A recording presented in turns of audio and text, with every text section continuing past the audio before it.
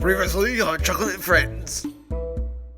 That's alright, but you look like you were just in a fight with someone. Indeed I was, with one of Thomas's temporary coaches, which he has to use until any Clarabelle return. Are you talking smack about Cheryl, you piece of shit? Why are you still doing this to me, Julian? What's have I ever done to you? Why do I have to be stuck on a dirty branch line and with a stupid blue tank engine? This chocolate, they'd rather have him in the disposal's yard getting scrapped and burned to death alive. If you're both done talking smack about me, then how about talking positive about me? I mean, I am better than everyone here. What was that for? For jamming my plates at Willsworth. How many times am I going to tell you this? I did not jam your points.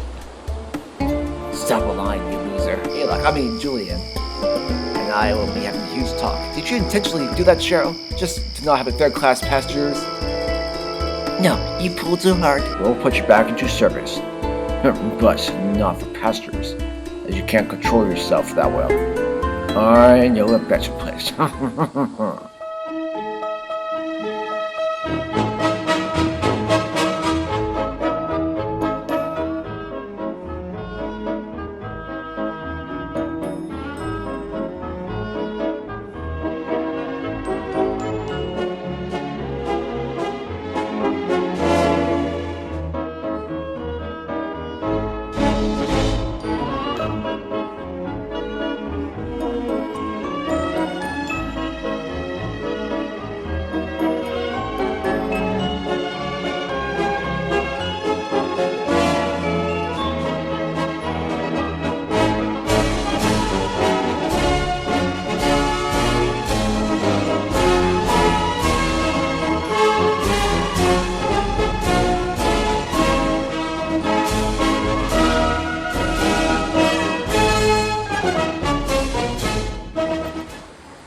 I won't stand for it, Cheryl. Cheryl, who got into trouble while working on the Farquhar branch the past few days, was now situated as a workman's hut at Croc's scrapyard on the Willsworth branch as a punishment for misbehaving. Julian, I need you to repeat that again, so just those that are watching this can know what's happening. Fine, I will. It started this morning at the goods depot before I took the morning run. It was around 7 in the morning. Chocolates was having a difficult time building up steam as his fire was slow to start. Come on, you lazy prats. Do you expect me to do all the work and have you take the day off? Well, I shouldn't think so. It would ruin my knighthood. maybe if you saw it from my point of view to understand the situation. Pa, who cares? So, you never have problems with your fire starting? Well, of course not, you simpleton fool. Otherwise, I could be the embarrassment of the whole island like you are. Chocolate just ignored him. It was pointless to argue with someone who only cared for themselves. Oh, be off, lazy wheels.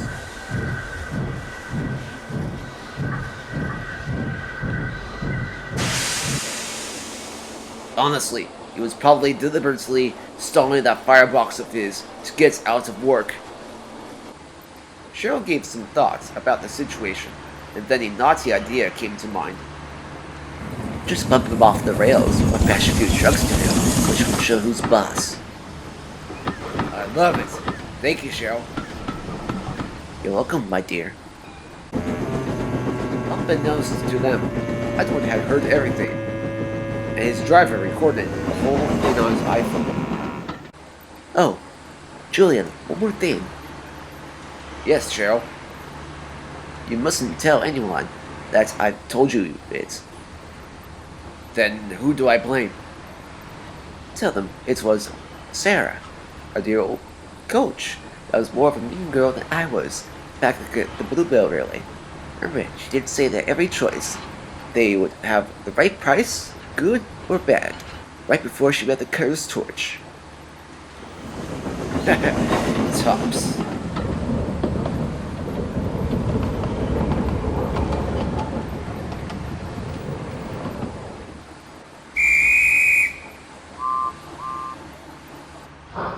Julian stood left to the goods depot.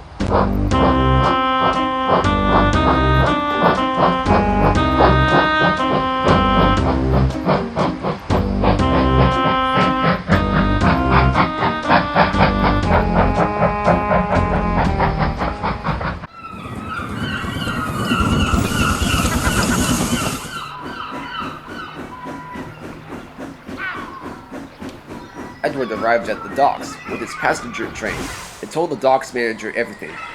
He left to call the goods depot manager. Hey, what was that all about, Edward? That was called preventing a sinister plot, Harvey. Now let's wait for the outcome. Julian arrived back at the depot. He dropped off his empty trucks at the side.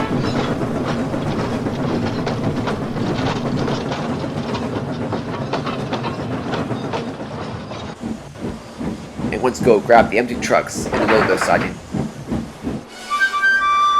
Now for my plan.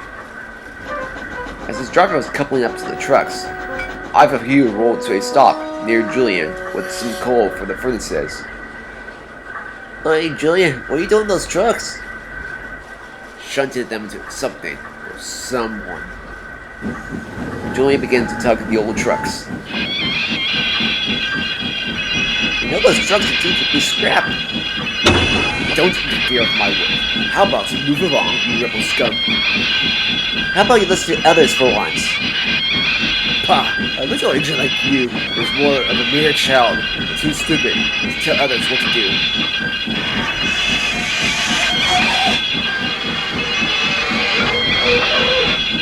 Too stupid. At least I have common sense to know not to move rusty old trucks like you.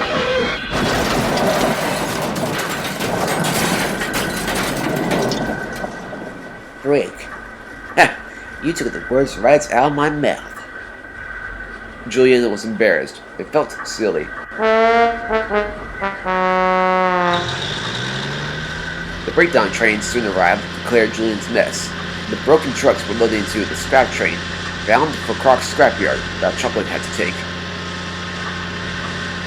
Julian, as soon as you're done cleaning your mess, you have to stay in the shed until further notice, or if I ever forget this day ever happened. Chocolate, once you drop off the train, leave it at Croc's as the back controller wants to work and spread them as Porter is getting an overhaul. But, sir, what's about the workload here? But don't worry about us. I have 2 diesels coming to take over the workload. Yes, sir. Chocolate begins to puff off to Croc's scrapyard.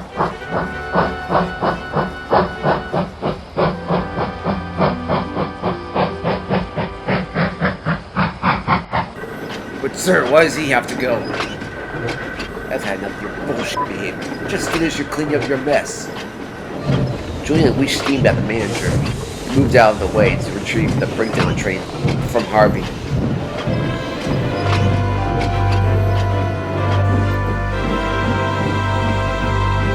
Chocolate soon arrived at the scrapyards and parked his trucks next to Cheryl. Hang on. I feel like I've seen you before. Not at all silly. I've been. Oh yeah, in that sighting since you caused trouble for my younger brother Thomas. How did you know?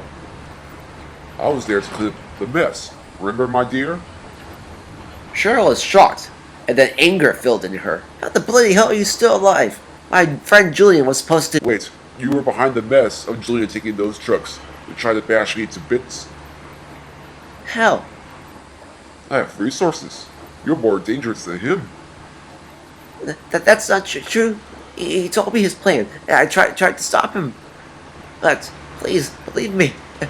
He said you would bash my insides to dust if I tried to stop him. Please, I'm not lying. I'm telling the truth. I would believe you, but What? the price isn't right, my dear. Chuckle replied as he left for Brentham, leaving a furious Cheryl behind.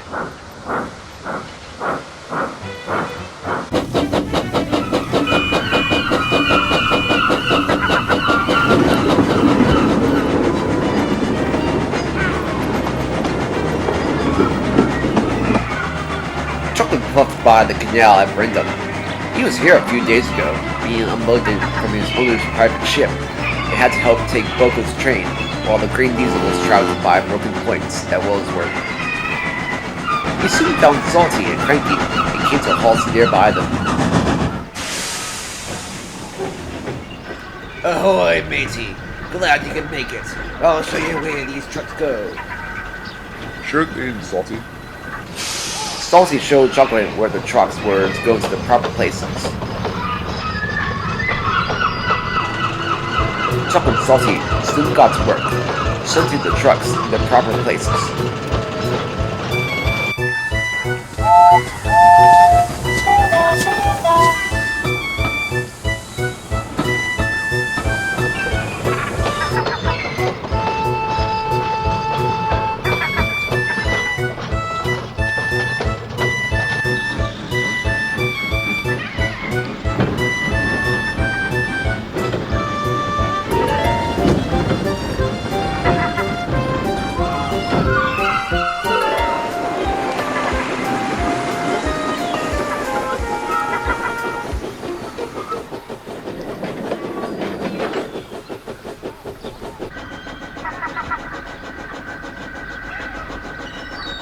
The other bin arrived to drop off the China clay trucks.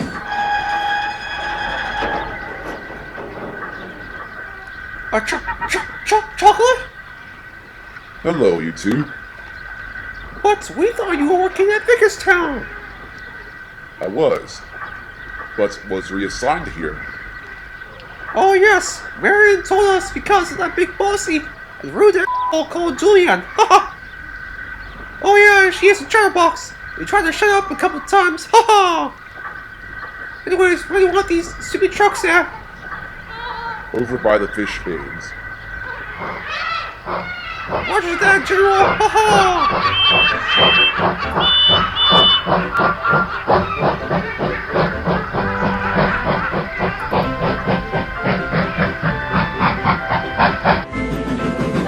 Edward arrived at the scrapyards to take away the empty trucks that Chocolate had brought earlier. Oh great, the old-timer is here. Cheryl, you can't go around making someone your slave to do your dirty work, and then lie to others to get out of trouble. I can and I will. I don't need you telling me off. I have a recording on my driver's iPhone of the conversation with you and Julian, and at the times of you whenever I pass by. You're bluffing. If I did, I'd be smirking, but I'm not. It's tricky, isn't it? You might want to be careful on the next choice you make.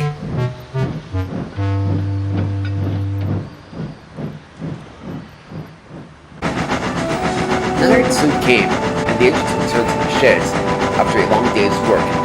Boco would be there, but was dropping off the fish for vans for the Flying Kipper, and went to take the midnight goods to the other railway. So, how was everyone's day today? It would be fine if that coach didn't become a blind bitch. Language. Well, I'm afraid there's nothing we can do about it. Not necessarily. What do you mean? Edward told them about what his driver recorded. Oh, you better send it to the Fat Controller before she becomes a psycho, matey. Oh, he did. Chocolate looked up at the night sky and looked back at his friends. Do you remember the year 1981? The year I arrived? Yes, but specifically the dates, May 9th. Oh, that day. You might want to bring these two up to speed about it. As you all know, Alice the Atlantic engine is a nice GNR engine. Well, to me she isn't. She was a lot like Cheryl, who gives me angry looks to this day. My own son replicated our story in episode on his YouTube channel, Thomas Wooden /Train Series. I mean, seriously, who the f combines those two into one? Really, dude? I did this same story on my old channel. I just thought I'd bring it back. You don't have to be an ass. Yeah, f you, Trainz. I'm the Valkyrie one. Good for you, mates. Anyways, I'll tell you the real story of what happened. It's how it's similar to Cheryl. In the morning of May 9th, 1981, Chuck and Jeff were at the old workshops, by the Scully really. The newer works would be built in 2009. Chocolate was steaming nicely and ready to get going, while Jeff's engine was acting up, making spluttering noises.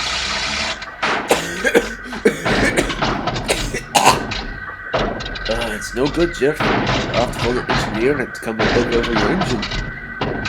Oh, okay. Never. Of course. I'm more than happy to help. Jeff replied as Chocolate left to take the wagons.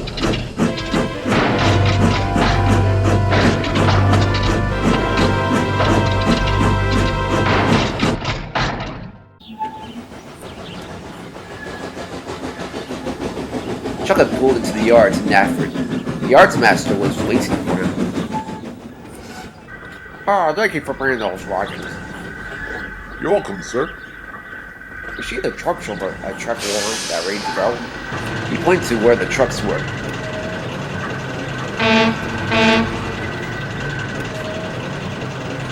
Henry was supposed to take them to Barrel and Furnace after he got back from taking the flying camper. He was trapped by some trucks that came off the rails that Aryan birds were shunting. Also, when you get there, the engine needs to be towed to the workshops to be inspected. She's a CD-1 Atlantic engine from the GNR Preservation Society. I suppose so. Chocolate left to take off water before doing his next job.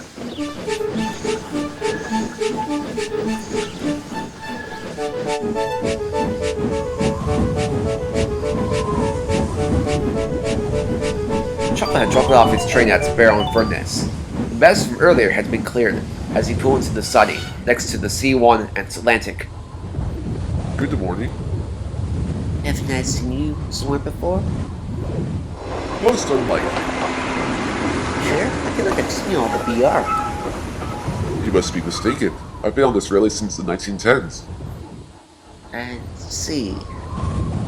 I'm going to go ahead and take you to the workshops to have you repaired in time for your return trip back to the GNR Preservation Society. As Chocolate went ahead to transfer tracks, Alice spoke to her crew. We definitely saw him on the mainland. We believe you. I have that photo of him as evidence. Good. We'll use it as evidence. We just need to figure out how to give it to his controller and blackmail him to get rid of him once and for all. We can apply the brakes to snap his coupling of him and straighten us, and he won't derail. I know the perfect place. Then let's do it.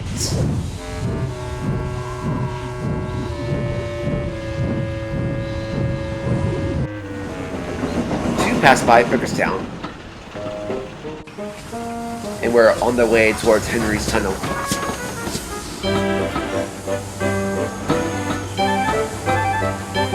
On one side of the entrance of the tunnel, a river runs by it. This is where Alice was going to apply her brakes and derail Chocolate. They came out of the entrance, but instead of Chocolate derailing at the river, he derailed by the hill, taking Alice with him.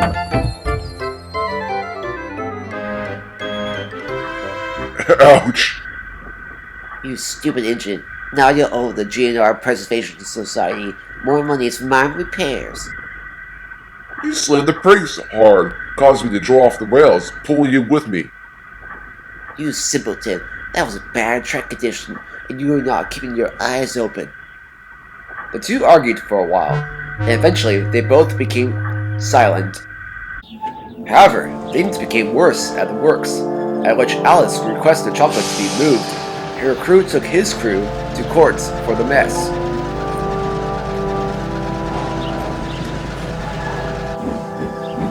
Alice was soon repaired, but had to do Chocolate's work, while he waited 3 months in the wagon shed to be checked over.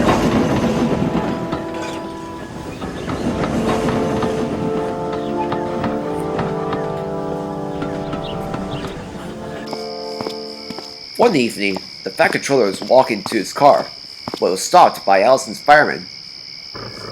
Is there something I can help you with? Yes, it's about your brown tank engine Chocolate. I have evidence to prove that he wasn't in the scrapyards near Barrel for 2 decades. You must be mistaken, sir.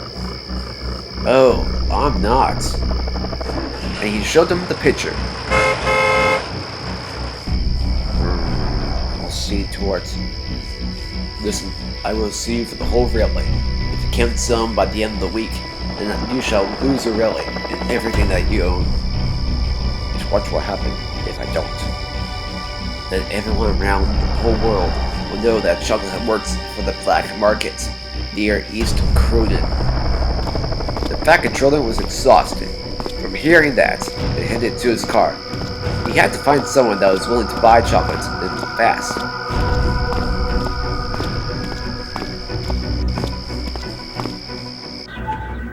The next morning, Chocolate was fully repaired and ready to go to work, or so he thought. Morning, Chocolate. Morning, sir. What brings you this way? I need to talk to you about something private. He looked at the workman and Jeff. Would you all leave for a moment or two? This is a private conversation. The shadows cleared out, leaving the two alone. Now then, back from 1955 to 1975. Were you really at the scrapyards? Yes, sir. I don't think that you're being honest. He showed Chocolate the photo. Alright. There's a giant explanation about that. You can tell me later, because right now we have a bigger problem. The guy who gave me the picture was Alice's fireman. He said he would expose your black market past, but didn't sell you by the end of the week. Guess that means that I can no longer come back. I'm sorry, I had no other choice. Understand. I did find someone in America that is more than happy to have you work for them at that winery. I'll take that chance. A ship will arrive tonight at Brendel at midnight to get you out of here. I understand, sir. Chocolate puffed away, sadly, to work.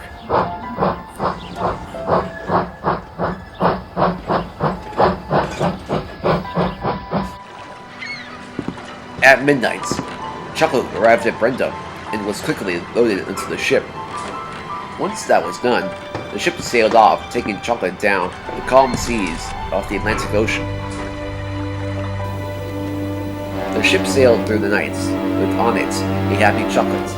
He felt calm with the decision to leave quickly. Past memories flew in like a tornado, including one he could never forget.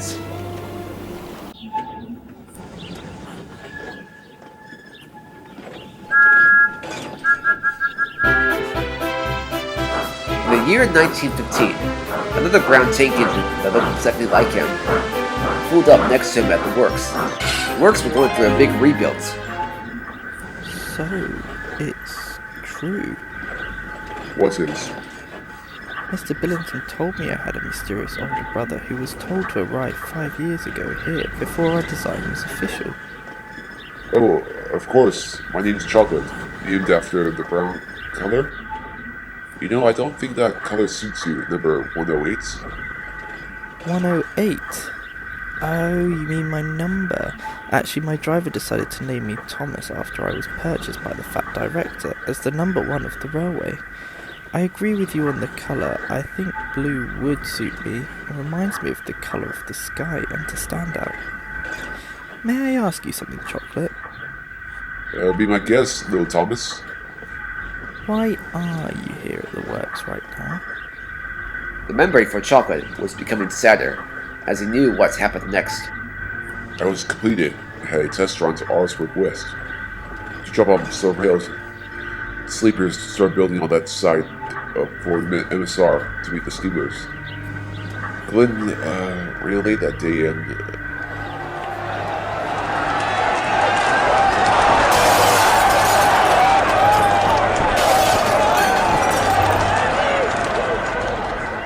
It's fine, you don't need to tell me. What happened to the construction? It's halted because of that buffoon. They'll get back to doing it once he's in shape. Adam was making the situation a lot worse. He's been locked up in this workshop for 5 years straight without seeing sunlight. The NWR got deformed, and the original 3 relays were brought back. thanks to him. How the hell was I supposed to know he was on my mind? No one warned me about it. He's gone because of you. Hey, you big bully, leave him be. How dare you talk to your superior like that? Adam puffed away crossly.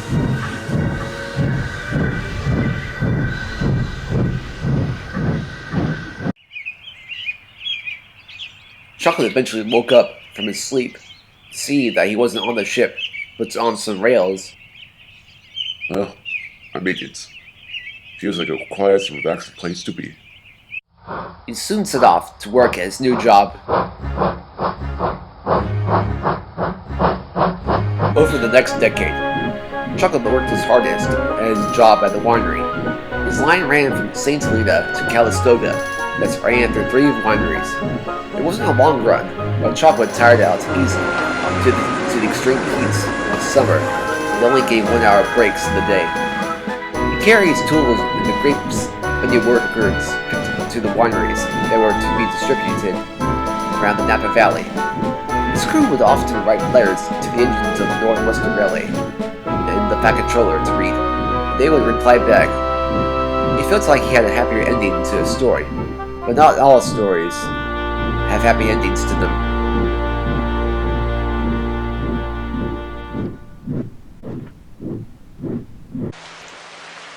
Four years ago, a terrible tragedy that happened at a winery close by to the mountains in the Napa Valley. Chocolate was at the winery as a rock slide was happening and got buried alive with his crew, along with some of the wine workers.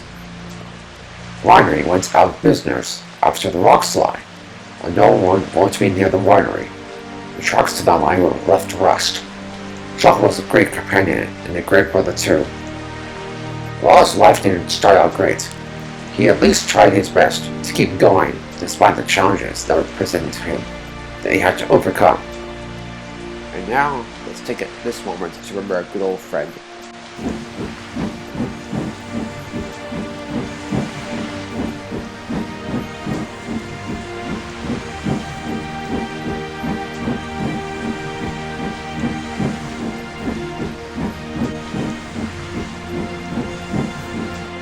Chocolate, we thank you for all the hard work you've done.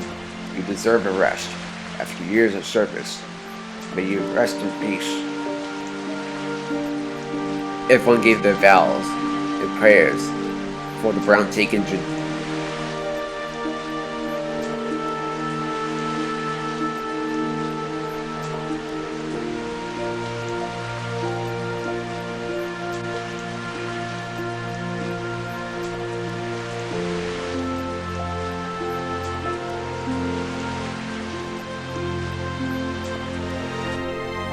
As for the winery, folklore underwent around saying it's haunted at night by a ghost. When the mist rolls in, you hear the noise of a whistle crying for help, while it fades away by the sound of a rock slide. However, to some it might be a sign, or a calling to them, whoever is listening.